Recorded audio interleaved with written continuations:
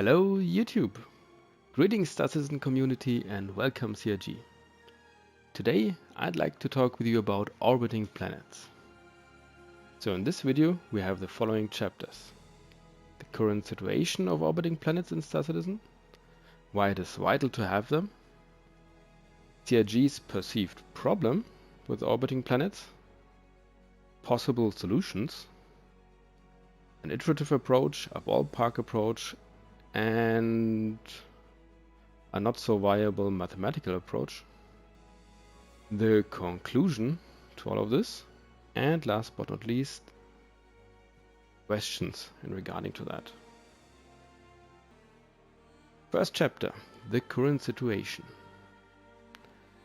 Planetary motion is already in the code, and CRG could turn it on at any time.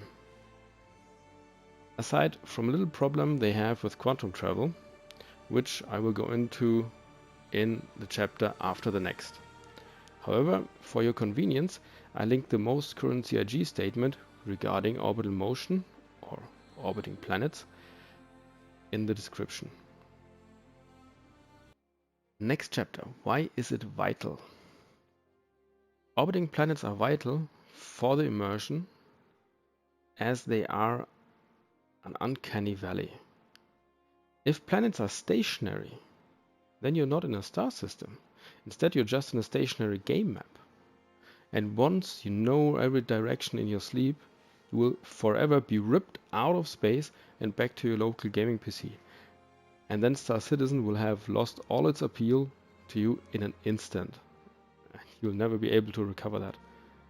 That is what happened to me in Freelancer Discovery with such vigor that it actually nauseated me. Additionally, if planets are stationary, that would mean the trade routes would be stationary. Therefore the prices would be monotonous, and then trading will grow stale very fast too. And the reason we should do it sooner rather than later to turn on planetary motion is that the longer we wait, the harder it will get to actually implement and balance it. Now you might ask, why has CRG not activated orbiting planets yet? That has to do with CRG's perceived problem with orbiting planets. In the linked video and in other videos, CRG says that the only problem preventing them from turning on planetary motion would be the speed of the orbiting planets and the resulting problems to quantum travel. As in, you jump to the location of a planet that is far away, but the planet is moving in between while you're in flight, and either you miss it or you hit it or other things happen. That brings us to the next chapter, the solutions to it. Following are two programmable solutions to the problem of quantuming to an orbiting planet. Dear CRG, be my guest and pick one. Option A, the iterative approach.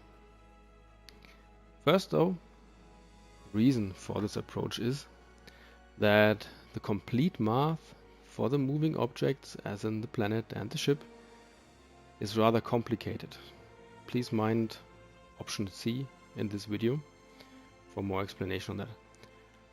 However, the math for stationary objects is pretty easy. Secondly, some background info. As we know, the distance from our position to the current position of a planet, and as we also know the ship acceleration equations, because we know our ships accelerate in game, right? Therefore, we can calculate the travel time from our position to the current stationary position of that planet. Now to the actual iterative approach of option A. Step 1. We start here. Start 0. Before the jump, calculate the time t0 the jump would take us to the planet's current location.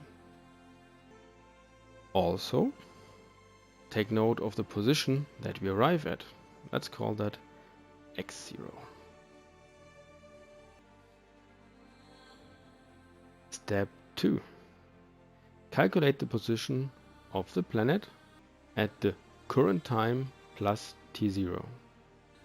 So we take the same time that our jump would have needed, and we ask, where will the planet be? Then calculate the new jump time, t1, and also take note of the arrival position, x1. Next step is calculate the distance between x1 and x0. Paint that up here for now. Call that distance 1. The next step, if this distance 1 is more than 50 kilometers, continue with step number 3. If it is less than 50 kilometers and the jump is possible, no moon in the way, then do the jump. Step 3. Calculate the position of the planet at the current time plus t1. That's the time we need to this new position here. So, and now we calculate the new travel time, t2, and the new arrival position, x2. And again, if d2 is more than 50 kilometers, we continue with step number 4. If it is less than 50 kilometers, we do the jump. Let's say for the sake of painting, we do that once more. So step 4 would be, again, we calculate the position of the planet at current time plus t2. And again, we calculate the new travel time and take note of the new position x3. And again, we take the distance between x3 and x2.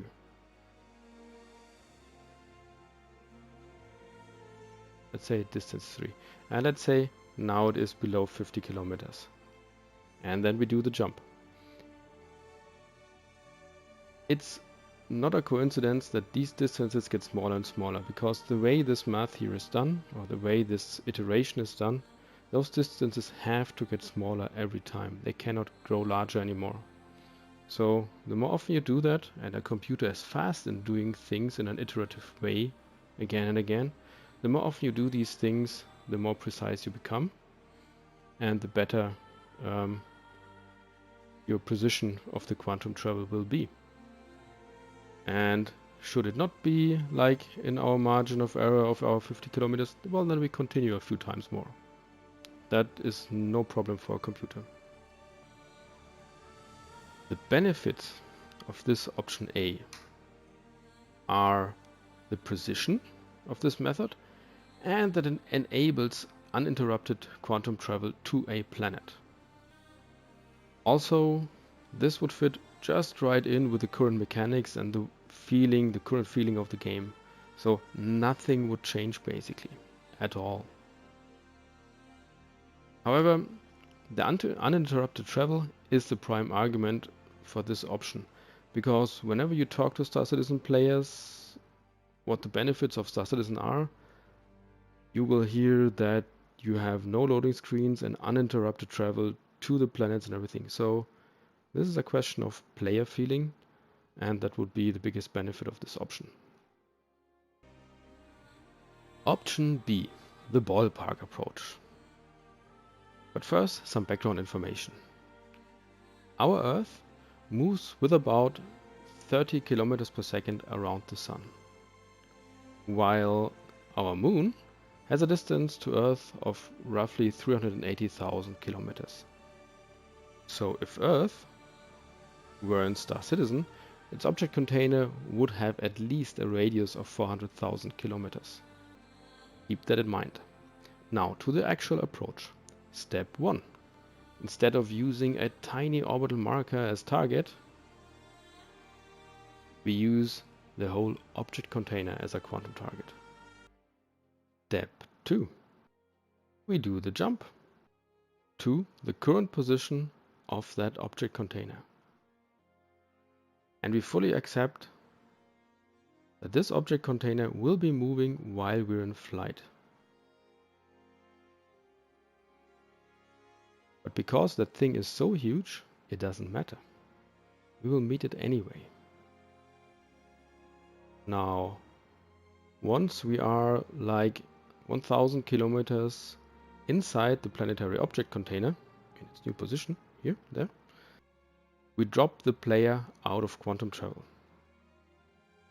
and let them decide where they want to go, or we show them their pre-planned routes. I'm going to say 1000 kilometers inside the object container. That is really not a difficult calculation because we have the planet, and once we are like 399,000 kilometers away from that planet, that's when we drop the player out of quantum. You might now say, but what if that quantum travel takes really long? We'll miss that. Well, this method works as long as the quantum travel does not take longer than 3 hours and 41 minutes. So way longer than CRG would ever make us be in quantum travel. Therefore, this is a surefire way to jump to an orbiting planet.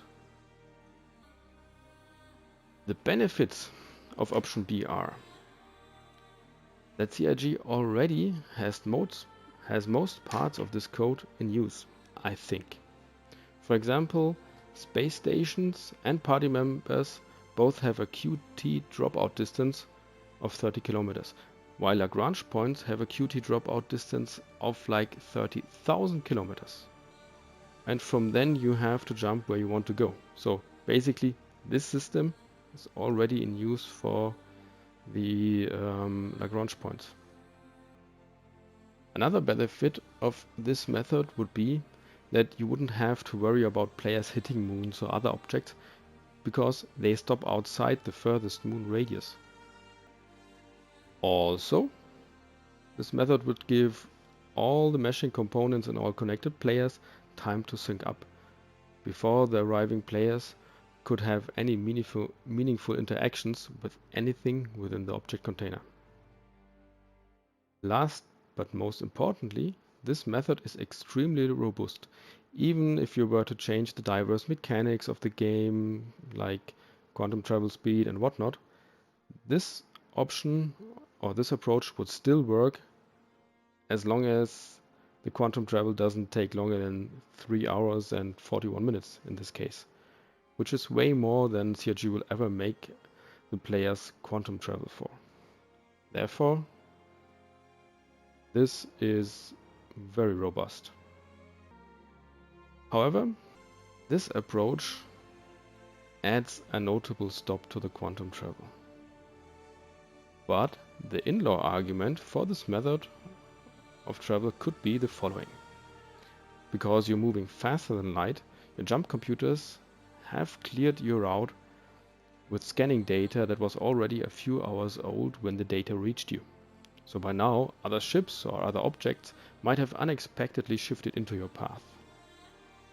Which is, for safety reasons, this mode of travel has been used since 2563 when a cruise liner collided with a capital cargo transport just 30 kilometers above New Sydney, raining debris like meteors all over the near surface, devastating the whole area and killing millions. In a parallel development, this intentional quantum travel interruption has always been used by other spacefaring species as well, for similar reasons. This could very well be a good argument for this method, and it isn't too far away from the truth, as we stop intentionally when we reach the vicinity of the planet. Option C, the mathematical approach. Now, we know the planet is moving, and the player is moving towards the future location of this planet, to the exact point where he or she will meet that planet. We know that they both meet after the same elapsed time, but we do not know that time. All other variables of that problem are known. Nonetheless, I only mention this approach for completeness, because I've done the math behind this, and my equations are theoretically solvable, but only in ways that don't make sense for their generalized usage in a video game. However, that doesn't matter anyway, as the problem with the mathematical approach is that any change to the mechanics of the quantum travel and that kind of stuff, or any changes to the orbital mechanics whatsoever, would require redoing the quantum travel calculations and the subsequent coding.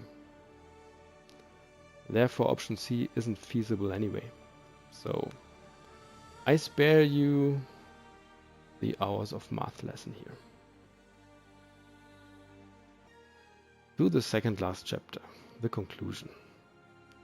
Options A and B are both viable, with the different benefits. Depending on the way CIG wants to go with this, they could implement either of them.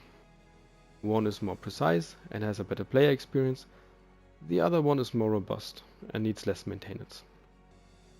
Whichever way CIG chooses to go, however, the fact remains that as these solutions are on the table now, there's no more reason to withhold orbiting planets from us any longer. Now to the last chapter, the questions. If you have any questions regarding this topic, please find the related Spectrum thread in the description, or contact me in the comments. With that, we're at the end of this video. Feel free to share it with your fellow StarCitizens, and I hope to see you all in the verse.